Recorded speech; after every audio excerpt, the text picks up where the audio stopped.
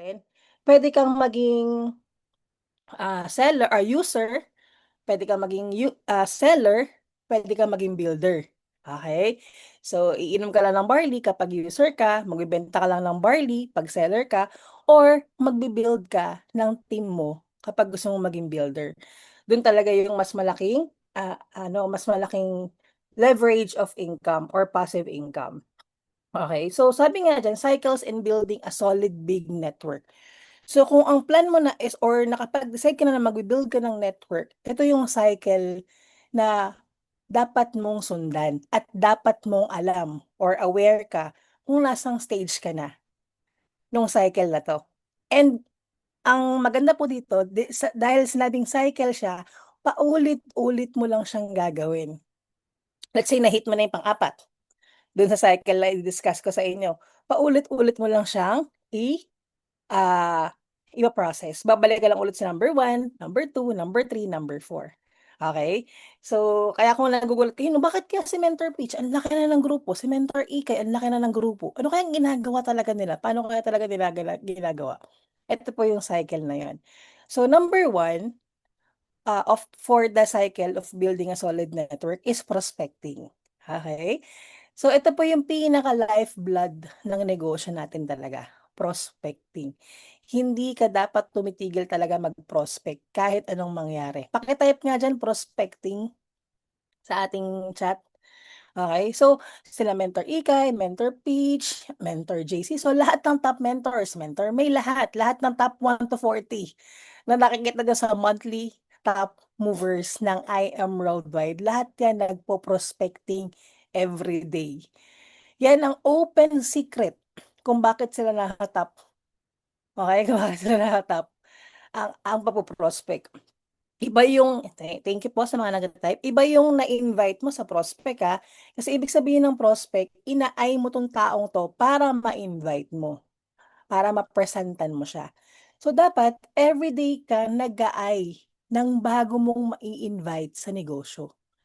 Ito yung mga sinasabi ng mentors natin, kahit na 'di ba sabi ng Mentor TJ sa last training niya, dapat kahit nasaan ka, namo-prospect ka, gas station boy man 'yan, cashier man 'yan, nakatabi mo man sa restaurant 'yan, sa bus 'yan, sa jeep 'yan, dapat lagi kang ready para mai-share or share nung hope natin, okey, prospecting. Ako ang isang way ko sa kasi ano, 'di ba nung, na-pregnant tayo, hindi tayo nakakalabas, hindi tayo nakakaano lagi, nakakapag, out out, outside na activities, lagi ako nagpapa-deliver ng Lalamove. Kasi lagi puro delivery yung ano ko, products ko, eh. So, ang lagi kong pino-prospect, hindi ako pumapayag na yung mga rider na nabibigyan ko ng products o nabubuo ko, hindi ako pumapayag, hindi ko sila mabibigyan ng flyers. Lahat yan bibigyan ko ng flyers, okey? Yan, so prospect as you go. So sabi nga ito, prospecting is the lifeblood of network marketing. Ito yung buhay ng negosyo natin, mentors. Kahit ma-hit mo na yung first million mo, yung first just for you mo, yung first car mo, ma-hit mo na yung first house mo, prospecting pa rin. Okay? Prospecting should be continuous. It's never ending process. Tuloy-tuloy talaga siya. Kasi mentors, kapag talagang ginagawa mo na si I Am Worldwide by passion, ah, ikaw na rin mismo yung hindi papayag, na hindi makapag-share ng, negosyo natin. Kasi ito na yung kumbaga ano mo na siya, hobby mo na siya, passion mo na siya, hinahanap na siya ng sistema mo na dapat nakakapag-prospect ka lagi. Top cold and warm market. So sa mga bago po, ang cold na market is mga hindi mo kakilala, warm market, ito po yung mga kakilala mo. Online or offline. So remember that rejection is normal. So normal lang nare-reject. Okey, so, kung bago ka pa lang sa negosyo at medyo naaano ka pa, nasasaktan ka pa, so normal naman yun, maramdaman mo siya. Pero darating yung time na magiging manhid ka na, batot manhid nga sabi, 'di ba? So, isipin mo na lang, lagi namang may rejection araw-araw. Sa pagko-commute mo, kung nagko-commute ka, hindi ka nakapara ng taxi, hindi ka nakasakay ng bus o kaya, may hindi ka nakuha, na-reject ka na sa ibang bagay nun. Pero sa negosyo kasi natin, parang mas na emphasize feeling mo, mas na emphasize siya 'pag ni-reject ka. Pero the truth is, Yung rejection naman, hindi mo naman talaga kawalan yun. It's just that, hindi pa siguro perfect time nung client mo para makita talaga niya kung bakit niya kailangan ng negosyo natin. Okay? So, next ka lang, at least na i-share mo yung business natin, di ba? So, remember, rejection is normal. So, learn the basics. Okay? Learn the basics in MLM. So, attitude, skills, di ba? Attitude is number one, di ba? Sa ABCs of success, yan talaga yung kailangan mong ma-master. Kaya alam nyo, pag bago ka sa business, yung first 1 year mo sa negosyo natin, bukod sa nakakapag-prospect ka na kasi sobrang ganda ng negosyo, may mag-guide sa'yo eh, di ba? Kung paano mo gagawin yung business. Pwede ka nang kumita agad kapag ginagawa mo yung negosyo natin. Pero sa 1 year, sa first year mo talaga sa negosyo, ang binibuild mo dito is sarili mo. Mindset mo, attitude mo, how you will look at things, ima-master mo yan. Kasi for example, ako po nag-start ako sa business, 23 years old. O 23 years old po tayo nag-start sa business natin no'n. Ibig sabihin 23 years of my life, hindi naman ako aware sa mga kailangan pala ganito yung mindset, kailangan pala ganito siya. So, dapat, intentional ka. 'Pag may mga naririnig kang trainings, may sinasabi sa'yo yung mga mentors mo, intentional ka dapat na ito yung gagawin mo. Babaguhin mo kasi siya, eh, yung sinasabi nilang ano, sinasabi nilang, na-ano ka, na-brainwash, talagang i-brainwash ka kasi babaguhin mo lahat ng beliefs mo. Yung wrong beliefs mo kapag narinig mo na yung mga sharing and mga trainings ng mentors natin. In a good way po yun, in a good way na brainwash yun. Kasi kunyari dati, akala mo 'pag may masamang nangyayari sa'yo, talagang bad mood na yung buong araw ko, hindi na maganda talaga yun. Pero sa totoo, puwede mo namang i-shift yun. Puwede mo siyang makontrol, okey? So, skills. Siyempre sa skills, yun na yung IM5, prospecting, inviting, paano ka mag-training, paano ka magma-manual sa bago mo. So, natututunan niyang skills. Basta lagi mo siyang ginagawa and siyempre intentional ka pa rin 'no? So, right mindset and belief in what you're doing, adapting to your team and company's culture. Okay? So, right mindset, right belief sa ginagawa mo, dapat talaga naniniwala ka. Number 1 yun, faith, naniniwala ka sa ginagawa mo. Kasi mararamdaman po yan ng kausap mo, mararamdaman niya ng invite mo o ng pino-prospect mo kung ang habol mo lang sa kanya is pagkakitaan siya, okey? Versus na, talagang gusto niyang i-share sa akin yung ano, yung magandang benefit ng barley. Talagang gusto niya akong tulungan, parang gusto niya i-share sa akin yung magandang nangyayari sa kanya dun sa company na 'to. Mai-interest siya kasi it will reflect on how you will approach them, eh. 'Di ba? So, kailangan talaga kailangan talaga naniniwala ka dun sa meron tayo sa I Am Worldwide. Naniniwala ka sa ginagawa mo. Siyempre naniniwala ka na nilagay ka ni Lord dito, na ito yung purpose mo, okey? So, adapting to your team and company's culture, 'yan. Ito yung sa team, for example, very ano, perfect example sa ating ano, Eagles Momentum event, 'di ba, sa August 29, 'yan. So, yung 'pag may mga ito sa Zoom ng Eagles yan mag-a-attend ka sa mga company's event. Ang company's event naman, main event is dalawa lang, eh, 'no, yung sorry, hindi, yung, Elite Executive Night, so EEA, tsaka yung anniversary natin tuwing October. So, sa October 4, 'di ba, tama, October 4 this year. So, yun yung mga gano'ng event. Tapos ngayon may mga pickleball na, 'di ba, may mga parating tayong mga activities event ng team. So, kung may available na ticket at makakapag-grab ka, mag-join ka sa mga gano'n kasi culture natin 'yun, okey? So, next, okey, mentoring, ito na yung stage 2. So, bago ako magpunta sa mentoring, share ko lang na yung prospecting part. Dito sa prospecting part, ako 'di ba ang ginagawa ko ngayon since, 3 months postpartum ako ngayon. Lumalabas naman na ako paunti-unti pero thank you Lord 'no, may mga bagong DR pa rin tayo. Ang ginagawa ko talaga, baka ginagawa niyo na rin 'to or lagi niyo siyang naririnig sa iba, is dapat talaga nakikita ng audience niyo na active kayo kay I Am Worldwide. Basic siya pakinggan, pero kung hindi mo siya ginagawa, hindi mo makukuha yung resulta na kunyari ang gusto mo pay in. Sino gusto ng pay in? Type number 1. Sino gusto ng pay in? Sino gusto ng bagong leader na ano, na matuturuan? na kasi siyempre, 'di ba, kailangan mo ng maraming DR para makahanap ka ng taong talagang willing na makinig at gawin yung negosyo. So, dahil ang goal ko is maghanap ng bagong DR lagi, maghanap ako ng bagong DR na matulungan, matuturuan, ito yung ginagawa ko lagi. Lagi lang ako nagma-My Day. Lagi ako nagma-My Day, lagi ako namimigay ng flyers, lagi ako nagpo-post kahit once or twice or thrice a day sa timeline. Minsan nga once pa kasi nabibisi sa baby. Pero lagi na may laman yung My Day ko. Hindi puwedeng hindi. Kesyo paulit-ulit 'yan basta may laman yung My Day ko na I am worldwide.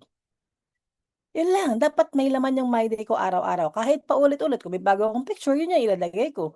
Kung wala akong bagong picture 'di paulit-ulit lang videos, products, check-in ng mga ano, ng mga kumita, videos ng mga ambassador, ang dami 'di ba ni I Am Worldwide, ang daming marketing, pang-posting, dapat may laman siya.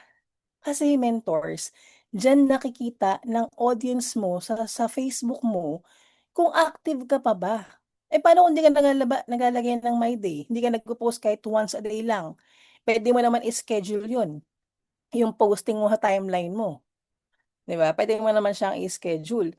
So, nakikita na, active pa siya kasi mentors 'di ba, sa I Am Worldwide po is 9 years na po tayo. Since day one magkakasabay po kami nila Mentor Ike, 'di ba? Hanggang ngayon lahat ng DR kong 4 na silver puro warm 'yun. Puro warm. Yung 4 na silver na nag-join sa'kin last month or for the past 2 months, puro warm sila. Sabi ko, "Oh, 'di ba? Kahit 9 years na ako sa negosyo, bakit ngayon lang sila nag-join?" 'Di ba? To think na yung isa kong kausap dun 2018 pa. 2018 ko pa last nakausap. Na-sharan ko ta's ngayon lang nag-pay in. Tingnan mong tanim yun, grabeng tanim ngayon lang inani. Pero that's the essence po kasi na lagi ka nagpo-post. Nakita kasi nila na, ay active pa rin siya hanggang ngayon, ang galing. Ito na talaga yung ginagawa niya, oh, 'di ba? So, dapat may laman lagi ang My Day mo at timeline mo. Yan po yung dalawang basic na basic. Kung di ka makalabas, di ka maka-flag flyering o nagpo-post ka man sa groups, dapat yan man lang magawa natin araw-araw. Madali lang naman 'di ba mentors? Kuha ka ng mga pictures, so My Day mo wala pang 2 minutes, 'di ba? Wala pang 2 minutes pero ang nagawa mo, open sa lahat ng friends mo yung negosyo mo. You are broadcasting na, "Hey, I'm part of I Am Worldwide." 'Di ba? "Uy, nasa I Am Worldwide pa rin ako, ito yung mga products ko, ito yung mga testimonies ko." Ayun. So yun po yung mga basic na ginagawa ko bukod sa nagtatanim po ako sa pamamagitan ng pamimigay ng flyers sa lahat ng riders na nakakasalamuha ko o kaya mga gas station boy o kaya mga cashier sa LBC at JNT. Basta lahat ng mga kasalamuha ko binibigyan ko ng flyers. Okay, so pangalawang stage is mentoring. So first part ng cycle is prospecting kasi diyan ka kukuha ng mga tao, eh, para ma-invite mo, para ma-talk mo, 'di ba? So yun siya. Pangalawang stage is mentoring. So sa mentoring part, eto na siya. Eto is may napa-join ka na. May nag-join na sa'yo, may nag-avail sa'yo ng package. So, ano ba yung mentoring? Itong ginagawa po natin, training siya in mentoring, no? So, help others by teaching them how to do the business. So, ituturo mo rin sa kanila, paano ba yung ginawa mo nung nag-start ka, Mentor Steph? Paano ka ba nag-prospecting? Paano ka ba invite no ng first two mo para maging mover ka? Yun po yung ituturo mo sa kanila, o 'di ba?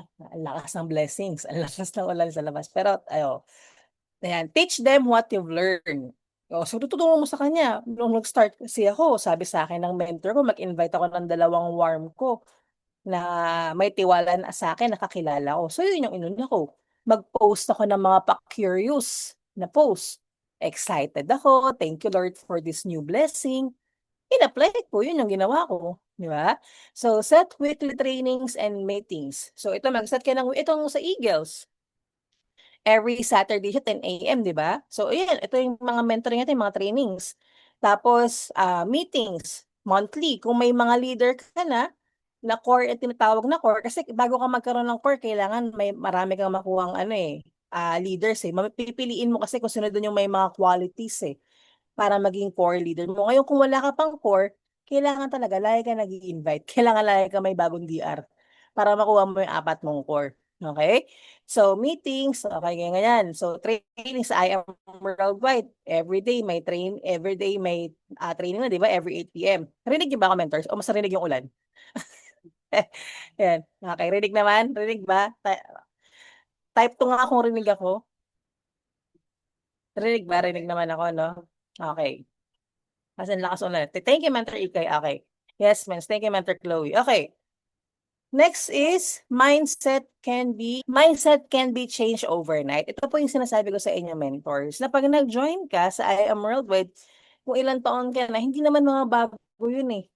Kung ano yung mga na, kung ano yung mindset mo sa 21 years mo, sa 25 years mo, bago ka mag-join sa I Am, talagang i-mind shift ka talaga. Which is, ito yung dapat intentional ka na, ganito pala dapat siya. So, ikaw, aware ka na. Let's say, may nangyari sa'yo, tapos hindi maganda. Siyempre, una, emotion mo yung mangingibabaw eh. Pero narinig mo, naalala mo, ay, sabi nga pala sa training, master your emotions or your emotions will master you. O, aware ka? Hindi. Babaguhin ko to. Everything will be okay, all is well, kaya ka to. Mga baga to. So, focus tayo sa maganda. Focus tayo sa solution. So, mga ganon, di ba? Ganon. So, mga ganon siya. Ganon yung dapat aware ka na yung mga napapakinggan mo sa trainings, di ba? Yung tinuturo sa'yo ng mentors mo, i-apply mo siya sa mga ganong situation. Okay? So, build relationships. Yan. Ito siya. Yung business kasi natin is relationship business din po siya, mentors. So, kailangan pag may bago ka na nag-join sa'yo, para kang bago nakikipagkaibigan sa kanya. Kasi syempre kung ang goal mo is matulungan siya for long term, matagal yung pagkasamahan niyo. O for example, ah kami, for example, yung mga, kunyari, sino ba yung nandito? Kunyari si Mentor Ikay. Bukod sa magkaklase kami nung college, friends na talaga kami, pero long term, o di ba 9 years na rin kayo magkasama sa negosyo or 10 years na rin kasi since TFD pa. O for example, si Mentor Chloe, matagal na rin siya, mga 2 years, 3 years na rin. Si Mentor Rachel, matagal na rin. Kumbaga, long term talaga siya. Nag-build tayo ng relationship sa mga leaders natin. Si Mentor Raymar, ang tagal na rin, parang 2020, si Mentor Raymar, 2022. O, di ba? 2022 siya, lang 2026. So, long term yung ating target. Kaya kailangan, para maramdaman ng tao na bago mong PE, na bago mong DR, na concern ka sa kanya, aalamin mo lahat sa kanya, family niya, ano ba yung gusto niya, ano ba yung ayaw niya, ano ba yung pinaka-target niya kaya siya nag-business, ano ba yung nagpapamotivate sa kanya, ano ba yung nakakapagpainit ng ulo niya. Alam mo yun, dapat nakikipagkaibigan ka talaga. Same with you, dapat nag-share ka rin sa kanya. Hanggang sa unti-unti, tinuturuan mo na rin siya kung paano itama yung mga mindset na kailangan nilang itama. Hindi lang ikaw yung magsasabi nun dahil maraming ang trainers, maraming mentors na makakapakinig na pwede niyang pakinggan. Kasi pag ikaw ng ikaw lang, hindi siya makakapag-matching eh. Alam mo yun, baka kasi may masabi yung ibang tao, ibang mentor sa kanya na pwede mag-impact sa kanya. Kaya alam niyo, natutunan ko ito, mentors, sa pag-build ng mga leaders, sa pag-build ng grupo, okay na dapat lagi kayong magkasama. Kung kaya niyo laging mag-bond everyday sa office, magte-training, o kunwari, kasi ngayon, dahil nga Zoom, no, yung Unity Day, kasi yun na lang pinaka-offline. Kung wala siyang everyday talk o wala kang everyday talk na pwede mo siyang isama, Unity Day is the key para ma-bond mo talaga siya. Kasi hindi lang ikaw dun eh, maraming ibang mentors. Before kasi, everyday yung training sa office, lagi naming bit-bit yung mga leaders mag-training. Tapos after nun, magmamam, culture, di ba? Pero nakakatulong din ma-build yung relationship nyo kapag may pinapakilala kang ibang mga mentor sa kanila. Parang mas siya, very effective yun kasi hindi lang ikaw yung kilala nila. Marami silang ibang mentors na kilala. Bukod sa ikaw, kilala na mismo at friends na rin kayo, di ba? Mentors, di ba? May friendship nga na tinatawag. So, isa yun sa tip na para pag mag-build ka ng relationship, kailangan ini-expose mo sila sa mga ibang mentors natin na pwede rin sila makakuha ng mga tips. Unahin mo yung mentors mo sa team mo, sa team MVP, sa team Eagles. O kung nasang team ka, dapat yung team mo muna yung i-expose mo sa kanila. Tapos mga cross lines na. Okay? So, third part of cycles and building your network is establishing. So, nakapag-prospect ka na, may na-pay-in ka na, tinuturuan mo na siya sa mentorship, di ba? Sa mentoring, tinuturuan mo na siya. Ito na yung establishing. Ano yung establishing means? Establishing is you should already have the business partners who also know how to prospect and duplicate. Who knows how to prospecting and duplication. So itong part na to, sila naman yung may mga tinuturuan, sila na yung may mga gina-guide, sila na yung may mga mini-mentor. Tapos ikaw, ini-establish mo sila. Yung, kunyari, ini-establish mo yung taong yun. Kunyari, may DR ka, si Mentor Chloe. No, kunyari, DR mo si Mentor Chloe. Ngayon, si Mentor Chloe, natututunan na niya na mag-prospect. Marunong na siya mag-prospecting, nagkakaroon na siya ng mga pay-ins.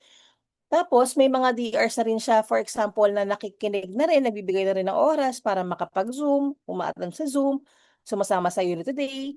So, in short, may mga tao na siyang tinuturuan. Di ba? May mini-mentoring na rin siya. So, ang goal mo, ma-establish din si Mentors Chloe na makapag-duplicate siya ng tuloy-tuloy, na makapag-prospecting and makapag-mentoring siya ng tuloy-tuloy. So, already established leaders. So, marami na siya, kumbaga, dahil nga yung taong to, yung bago mong leader is may mga pay-ins na, nakakapag ano na siya, nakakapag-establish na ng mga leaders niya. Nakakapagturo na siya ng mga taong marunong na rin ng kahit basic na, marunong na rin mag-prospecting, marunong na rin mag-talk. Goal is dapat gumaling yung leaders mo. Okay? So ito naman yung maganda sa I Am Worldwide. Hindi lang ikaw yung magaling. Dapat mas magaling pa yung leaders mo. Di ba? Kung mas magaling yung leaders mo, okay yun. Walang problema doon. Ibig sabihin, naturuan mo ng maayos. So, yun yung establishing part. Okay, ngayon kung yung DR mo is hindi pa gano'n kadami yung dinuduplicate, o ang goal mo, marami siyang, makakuha siya ng mga taong marunong na rin mag-invite, marunong na rin mag-prospect. Kasi sa establishing, already established leaders. Okay? So, hindi naman ano dito eh. Actually, dito talaga, pabilis, kung mas mabilis kang makapag-DR at mabilis mo silang maturuan, lamang ka. Pero again, mentor sa reminder, iba-iba tayo ng journey. So, huwag mo i-compare yung journey mo sa journey ng ibang tao or sa journey ng ibang mentors. As long as alam mo kung nasang part ka na or alam mo na ginagawa mo yung business everyday, na naghahanap ka ng mga taong magturuan, mo tulungan, tapos kinukuha mo yung ano nila, commitment nila or nagbibigay rin sila ng commitment nila. So, yun yung ano, gawin natin. So, don't compare your journey sa other mentors. Gawin mo lang ng gawin ng negosyo. Makukuha at makukuha mo rin yan, mentors. Makukuha at makukuha mo yung mga leaders na yan. Makakapag-establish ka rin ng leaders.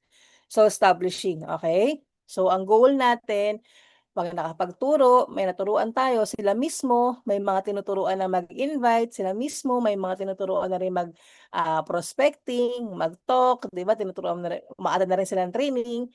Kumbaga, yung bit-bit mo nung una, may bit-bit na rin sa office na mag-unit day, mag-training, yan. So, unti-unti nakakapag-establish na rin yung leaders mo. Dapat magaling din, dapat achiever na rin siya. Kung yung DR ko, for example, yung DR ko, si Mentor Carl, car achiever na siya. Tapos siya mismo nakakapag-prospect na may mga na-DR na rin siya, na marunong rin mag-mentoring. Si Mentor Carl, established leader na siya. Tapos yung under niya, naging car achievers na rin, like Mentor MC, Mentor Sheng, di ba? Mentor Rachel. So, ibig sabihin, established leaders, established na si Mentor Carl. Maghahanap ako ulit ng next, so Mentor Babes, Mentor Jeremiah. Oh, si Mentor Babes, Jeremiah, DR din natin sila. Tapos, tinuruan rin mag-mentoring, tinuruan mo mag-prospecting, mag-invite, mag-training sa office, binibuild mo, mini-mentor mo yung training, yung taong yun, sila Mentor Jeremiah, Mentor Babes. Tapos, sila mismo may mga na DR din, nakakapag-mentoring na din, nakakapag-prospecting, nakakapag-inviting na din, may naging car achievers na rin under nila, sila mismo car achievers, established leader na si Mentor Babes Jeremiah. So, nasa establishing part ako kay Mentor Carl, Mentor Jeremiah, tapos next na, di ba? So, ibig sabihin, may dalawa na akong leaders na establish, na ini-establish. Ngayon, ito na yung fourth part ng cycle. Okay? At dahil dyan, inom tayong tubig. Wait lang. Okay, so after establishing, sustaining tayo. So sa sustaining part, ano bang meron sa sustaining? O, 'di ba? Puno siya na may mga bunga na, may mga stars na, ayan. So make sure that your team does the right process. O, naka-all caps yung right, ha? Tamang proseso, okay? More leaders are consistently made monthly. So patuloy-tuloy ang build ng mga bagong leader, more people are having results. This may only happen if you do the first three steps at the same time. So, paano daw nagkakaroon ng sustaining part? So, for example, di ba, may dalawang leader na tayo kanina, na-establish na, di ba? Si Mentor Carl at saka si Mentor Vabes. Si Mentor Raymark din, ano din siya, nag-i-establish na rin siya kasi may mga leaders na rin siyang tinuturuan. So, paano naman yung sustaining? Sa sustaining naman, tuloy dapat ano na siya, kumbaga nagfo-flow na sa leaders ng mga established leaders mo yung tamang process ng duplication, padami na ng padami yung mga leaders na marunong mag-invite, mag-prospect, kumbaga hindi lang sa third generation ng genealogy mo. Nasa fourth, fifth, sixth, seventh, and so on and so forth ng generation ng genealogy mo. Yung pag-IM5, yung pag-attend ng training, yung pagkakaroon ng mga movers, sila mismo movers na, sila mismo nakapag just for you, give me five na, and later on, padami na padami yung mga car achievers mo na rin. Okay? Kasi more people on having results, hindi lang naman ibig sabihin ng results niyan is mga kumikita.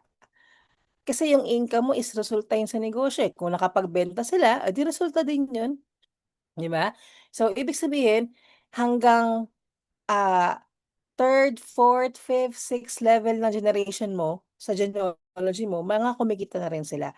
So mangyayari lang 'to kung tuloy-tuloy ka nagpo-prospect. Under prospecting, tuloy-tuloy ka nag-i-invite, tuloy-tuloy ka nagto-talk, tuloy-tuloy ka nag-process ng pay-in. 'Pag may pay-in ka, tuloy-tuloy ka nagme-mentoring, which is the second part of the cycle. Tuloy-tuloy ka nagtuturo, tuloy-tuloy ka nagte-teach, 'di ba? Tuloy-tuloy ka nag-a-attend sa mga events ng company. Tuloy-tuloy ka nag-a-attend sa mga events ng team mo mismo, nagpa-participate. And then tuloy-tuloy ka nag-i-establish, tuloy-tuloy ka nagbi-build ng core mo, ng mga core leaders mo. Kaya ka darating sa sustaining part. So iba-iba kasi siya, eh. Ito yung naalala ko na 'no. Kasi siyempre kung may bagong leader ka, for example tayo, si Mentor Raymark, Mentor Carl, Mentor Vibes Jeremiah, nasa ano na siya, nasa establishing ako sa kanila or sustaining na din, 'di ba? Pero tuloy-tuloy pa rin ako ng prospect. May bago akong DR ngayon, uma-attend ng training. Sa taong 'to, nasa mentoring ako sa kanya. So, iba-iba yung stages kada tao kung nasaan sila. Gets ba, mentors? Kaya kailangan hindi matitigil na may bago kang taong tinutulungan at tinuturuan. Dahil 'pag naputol 'yun, for example, wala akong bagong DR, for example, wala akong bagong tinuturuan ngayon, hanggang establishing, sustaining lang din ako. Kailangan cycle siya, kailangan tuloy-tuloy siya para lumaki yung big network mo. Kasi hindi big network yun kung tatlo lang yung established leaders mo. Tama ba? Hindi big network yun kung tatlo lang yung established leaders mo. Kailangan marami kang established leaders. Kaya gano'n kalaki yung network ni Mentor Ikay at Mentor Peach at Mentor JC Sol at Mentor Tin at Mentor Patsy ng core ng MVP.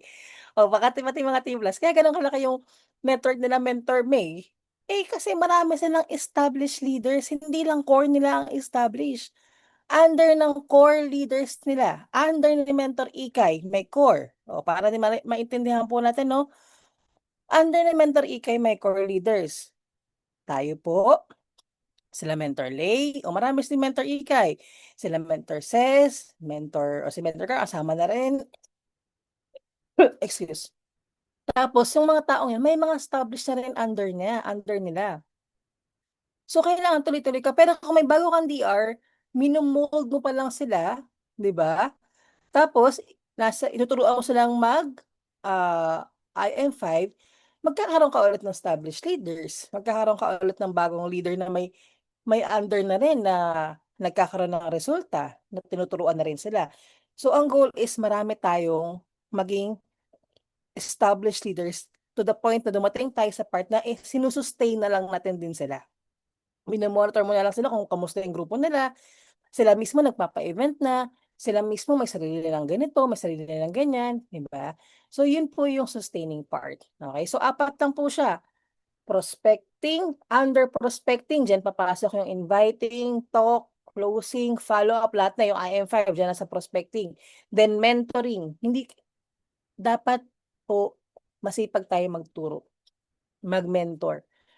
Kasi ano hindi ka makakapag-duplicate kapag di ka nagtuturo. Okay? So kailangan yung pasensya mo, habaan natin pa nagtuturo tayo. Imagine mo na lang, ako din naman paano ba ako nag-join? Paano ba yung patience sa akin ni mentor nung bago ko? Okay? So isipin mo lagi yan, mga babies pa yung mga yan. So kailangan sa mentoring, diyan tayo magtalagang mag-ano. Diyan yung kasi yung critical stage Alam niyo yun? Diyan na napuputol sa mentoring. Kasi pag wala ka ng mentor, wala kang ma-establish. Tama ba? Kung wala kang maturuan na leader, may magkakaroon ba ng resulta na leader kung wala kang matuturuan? Oo, dapat yung matuturuan. Kaya sa mentoring part, dyan talaga dapat tayo mag-focus. Hanggang sa ma-establish mo sila, which is the third cycle, establishing, and then, sustaining part. So, tuloy-tuloy lang yan. Hindi ibig sabihin na sustaining ka na. Meron ka ng 2 leader, 3 leader na naka-establish ka na, sustaining ka na, titigil ka na mag-prospect hindi po. Tuloy-tuloy siya. Kailangan ang goal mo, marami kang established leader. And under nila, marami ding established leaders. Hindi mo napapansin, kapag ginawa mo yan ng tuloy-tuloy, yung 4 na yan, pasok ka na sa top ng IM Worldwide. Hindi mo napapansin, nasa billboard ka na din ng IM Worldwide.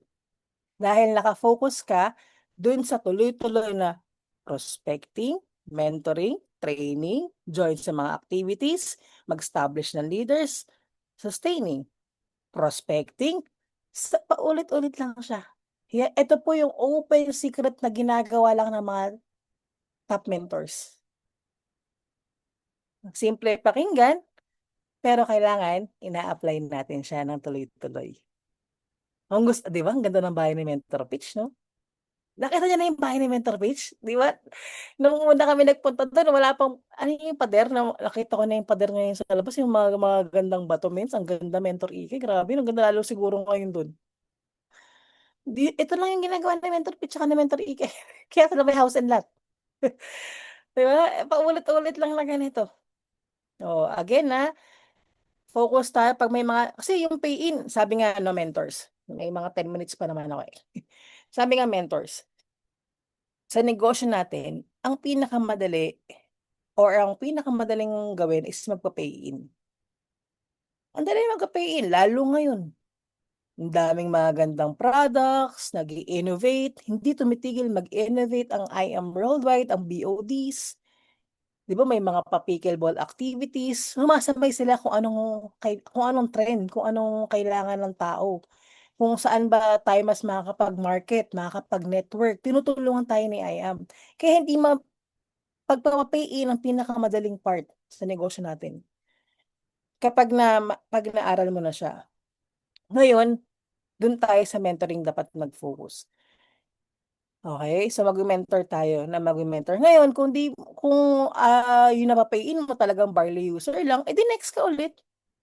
Hanap ka ulit ng taong magbibigay sa'yo ng oras para makinig sa'yo at may mataas sa pangarap din na gawin yung business natin. Makakabunot ka dyan, mentors. Hindi pwedeng hindi.